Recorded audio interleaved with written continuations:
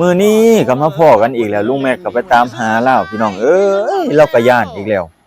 โดดหัวขึ้นเบิ่งพี่น้องเราแล่นขึ้นหัวนี่โอ้ยเป็นตาสิตนเราคักแท้พี่น้องเอ้ย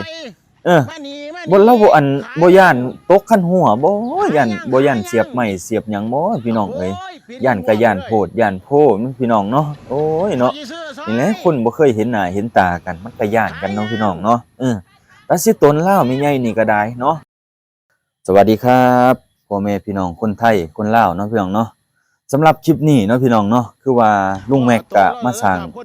วีรกรรมอยู่ลาวอีกแล้วกับแม่ใหญ่ที่ว่าขายมักฮุงนั่นพี่น้องเอ้ยขายมักฮุงนั่นตัวลุงแม็กเราก็ตอนคลิปแรกๆเริ่มต้นเนาะก็คือลุงแม็กเราสิถามชื่อมักฮุงอะไรพี่น้องเราก็สิถามว่าขายยังย่าน่ะก็ว่าขายมักฮุงแล้วก็ว่าเนาะแต่ว่าเราย่านลุงแม็กนะพี่น้องเราก็แล่นแล่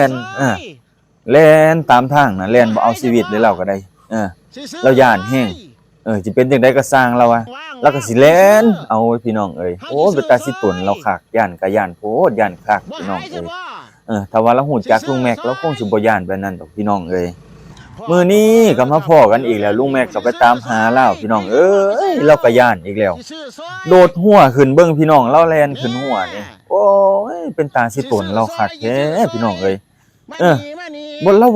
บ่ย้านตกคันหัวบ่ย้านเสียบไม้เสียบหยังบ่พี่น้องเอ้ยย้านก็ย้านโพดย้านโพมันพี่น้องเนาะโอ้ยเนาะนี่แหละคนบ่เคยเห็นหน้าเห็นตากันมันก็ย้านกันเนาะพี่น้องเนาะตาสิตนลาวแม่ใหญ่นี่ก็ได้เนาะเราก็ขายผักขายหญ้าก็ปกติแต่ว่าเราย้านลุงแม็กคักลุงแม็กแน่นี่อีหลีเด้แล้วก็ย้านคือเก่าเราว่าเห็นอยู่ไสแล้วก็ย้านคือเก่าย้านลุงแม็กนี่คลิปลุงแม็กนี่สร้างเสียงหัวเราะให้คนลาวคนไทยดังไปทั่วทิพย์ทั่วแดนเลยพี่น้องเอ้ยบ่แม่นแต่ดังแต่อยู่ประเทศไทยประเทศลาวเฮานิยมเบิ่งลุงแม็กแล้วก็โอ้ยอิหยังพี่น้องแบบว่าลุงแม็กเราให้การช่วยเหลือต่างๆนานานะแล้วคนลาวเขาเจ้าเลยมักลุงแม็กลุงแม็กเราแบ่งปันให้คนลาวหลายๆอย่างเนาะมาเที่ยวลาวแต่ละเที่ยวนี่ก็บ่ผิดหวังเลยมีแนวติดไม้ติดมือมาฝากมาต้อนคนลาวเด็กน้อยที่บ่มีอยู่มีกินที่ด้อยโอกาสบ่มีรถเรือไปโรงโรงเรียนก็ซื้อรถจักรยานให้ซื้อรถถีบให้ได้พี่น้องเอ้ยนี่แหละพี่น้องเอ้ยน้ำจิตน้ำใจของคนไทยของพ่อแม่พี่น้องคนไทยเนาะที่เพิ่นแบ่งปันให้ลุงแม็กแบ่งปันให้คนลาวเฮาเนาะพี่น้องเนาะนี่แหละพี่น้องเอ้ย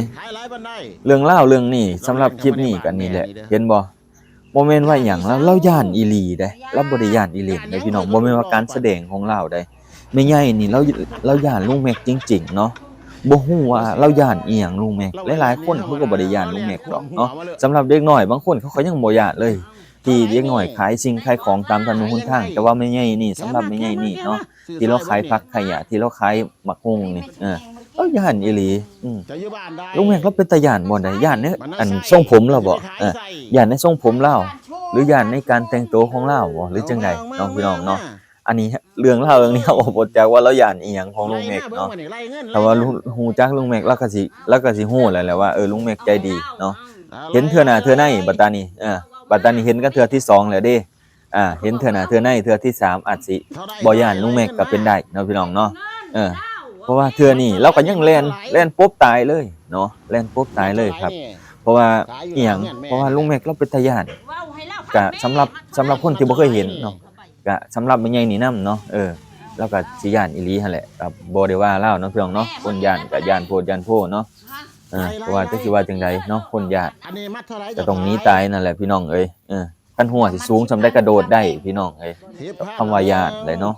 จักสิเฮ็ดจังไดเนาะคันหัวส่ำนั้นถ้าว่าบ่กล้องย้านบ่กล้องกระโดดคือกันบ่แม่นแต่แม่ใหญ่อันนี้เนาะหลายคนเนาะย้านก็ย้านเนาะพี่น้องเนาะเฮ็ดจังได๋ซะถ้าลุงแม็กเป็นตาย้านก็ย้านธรรมดาแหละเนาะพี่น้องเนาะแต่ว่าถ้าฮู้จริงๆนะลุงแม็กเราดีอีหลีคือบ่กล้องนี่ติดตามเราทุกคลิปเลยแหละนะในแอปฟ้าแอปแดงก็ติดตามเราตลอดเนาะพี่น้องเนาะเพราะว่าเราอีหยังเราแบ่งปันให้คนลาวเฮาเต็มร้อยอีหลีเต็มที่อีหลีเที่ยวไปเที่ยวมานี่โอ้ยมีแนวติดไม้ติดมือของฝากของต้อนแถมมาซื้อสิ่งของบ้านเฮามาแจกให้บ้านเฮาอีกเนาะคนบ่มีอยู่มีกินคนขาดแคลนหรือว่าคนอยู่ตามถนนทางอย่างตามถนนทางแจก เสื้อผ้าเครื่องใช้ต่างๆนานาที่เพิ่นทั้งไทยพ่อแม่พี่น้องคนไทยที่เพิ่นใจดีใจบุญเนาะบริจาคเสื้อผ้าให้ลุงแม็กมาเป็นสะพานสะพานบุญให้เนาะโอ้ยพี่น้องสุดยอดหลายเด้อคนไทยบ่แม่นว่าย่องจังซั่นจังซี่คือเขาเจ้าเห็นอกเห็นใจซุมเฮาอีหลีเพิ่นเบิ่งการเป็นอยู่ของซุมเฮาอีหลีเนาะเว้าตามความเป็นจริงเนาะบ่แม่นนะคนลาวเฮาบ่ได้มีร่ำรวยทุกคนเนาะพี่น้องเนาะก็จะมีคนพื้นล่างพื้นกลางพื้นสูงเนาะพี่น้องเนาะคนระดับต่ำระดับสูงระดับกลางมีผมไปเนาะพี่น้องเนาะแต่ว่านี่เพิ่นเลือกเบิ่งแย่งซ้ำเพิ่นก็ซ้ำคนลาวคนหนึงแล้วเนาะลุงแม็กเนี่ยเพิ่นเที่ยวมาตลอดเนาะเดือนหนึงบ่แม่นว่าเพิ่นมาเกือบเบิดทุกมื้อผู้บอกพี่น้องลุงแม็กนะเนาะพี่น้องเนาะนี่แหละถ้าว่าแนวนี้เพิ่นมาแบ่งปันเฮาก็เข้าไปให้กำลังใจเพิ่นในสื่อโซเชียลของเพิ่นเนาะพี่น้องแพลตฟอร์มที่เฮาติดตามได้เฮาก็ติดตามเพิ่นเนาะพี่น้องเพื่อสนับสนุนเพิ่นได้รายได้มาเพิ่นก็มาแบ่งปันลูกหลานเฮานี่พ่อแม่พี่น้องคนลาวเฮานี่พี่น้องเอ้ยนี่คือปัจจุบันนี่คือบ้านเฮาเนาะเดี๋ยวนี้ก็คือว่าน้ำท่วมหลายพี่น้องเพราะว่าเฮาก็ได้ยินแบบว่าข่าวเนาะเขื่อนล้นเขื่อนหยังนี่แหละเนาะประมาณนี้พี่น้องเอ้ยคือว่าอันตรายกับพี่น้องก็เบิ่งสภาพอากาศเบิ่งการรายงานทางอุตุอากาศเนาะที่เขาเจ้ารายงานพี่น้องก็ระมัดระวังเอาพี่น้องเตือนภัยกันไว้พี่น้องเพราะว่าเฮาหาบ่อนที่ปลอดภัยไว้ก่อนเพราะว่าเฮาบ่ฮู้เลยว่ามันสิมาตอนใดน้ำในก็ได้เพราะว่าน้ำนี่มันคืออันตรายจริงๆล่ะพี่น้องเอ้ยเนาะอันตรายจริงๆถ้ามันมาแล้วก็สร้างความเสียหายสร้างความบ่สมดุลให้คนเฮาหลายแรงได้พี่น้องเอ้ยนี่แหละพี่น้องเอาใจสู้ช่วยกันเนาะพี่น้องเอ้ยเดี๋ยวเฮาก็ผ่านไปได้ในจุดๆนี้แหละเนาะอดเอาทนเอาเนาะพี่น้องเนาะเดี๋ยวก็เบิดหน้าฝนแล้วแหละเกี่ยวข้าวเกี่ยวน้ำแล้วเนาะพี่น้องเนาะเอาใจสู้ช่วยกันเนาะสำหรับคลิปนี้ก็สิประมาณนี้เนาะพี่น้องเนาะเพราะว่าเฮาก็เห็นแล้วก็มาสร้างยิ้มแย้มแจ่มใสเอามารีแอคชั่นเนาะขออนุญาตลุงแม็กเอามารีแอคชั่นเนาะพี่น้องเนาะเพราะว่าเฮาก็มาเว้าต่อมาเว้าเล่นเว้าหัวนํกันเนาะพี่น้องเนาะเพราะว่าสร้างสีสันในสื่อโซเชียลออนไลน์แล้วมาเว้าต่อแล้วความคิดเห็นของคนลาวคนหนึงที่มีต่อพ่อแม่พี่น้องคนไทยเนาะเพราะว่าคนไทยเพิ่นใจดีอีหลีเนาะที่เพิ่นมาแบ่งปันสิ่งของเงินค่ำกำแก้วที่เพิ่นมีแล้วก็เพิ่นมาแบ่งปันให้เฮาได้อยู่ได้กินนำนะพี่น้องคือความดีของเพิ่นเฮาก็อยากออกมาเว้าให้สื่อพ่อแม่พี่น้องได้รับฟังเนาะทั้งฝั่งไทยฝั่งลาวให้พี่น้องเลยเพราะว่าอีหยังหลายๆอย่างหลายๆสิ่งยามเฮาตกทุกข์ลำบากมากนี่แหละคือพ่อแม่พี่น้องคนไทยเพิ่นยื่นมือมาซอยโอ้ยซ้ำนี้เฮาก็ยกใส่หัวแหละพี่น้องเอ้ยบ่ว่าหยังบางคนก็บ่มีอีหลีเนาะบางคนถ้าว่าได้ผู้หลักผู้ใหญ่ยื่นมือเข้ามาซอยแนวนี้เนาะมันก็ได้รับโอกาสได้ต่อยอดชีวิตเจ้าของไปได้อีกหลายเนาะพี่น้องเนาะแต่ว่าเฮาอยู่ในจุดเดิมเนาะแต่ว่าบ่มีผู้ใดมายื่นมือซอยก็มันก็สิอยู่จุดเดิมเนาะแต่ว่าบางทีบางคนเขาบ่มี2ทางก้าวข้ามชีวิตตัวเองก็หลายได้พี่น้องเอ้ยเนาะพี่น้องเนาะสำหรับคลิปนี้เพราะว่าลุงแม็กเราก็สิมาเล่นมาเที่ยวลาวเฮาตลอดแหละถ้าผู้ใดติดตามเบิ่งเนาะแต่ว่าผู้ใดบ่จักเนาะสำหรับบางคนยังบ่ทันติดตามลาวบ่ทันฮู้เนาะ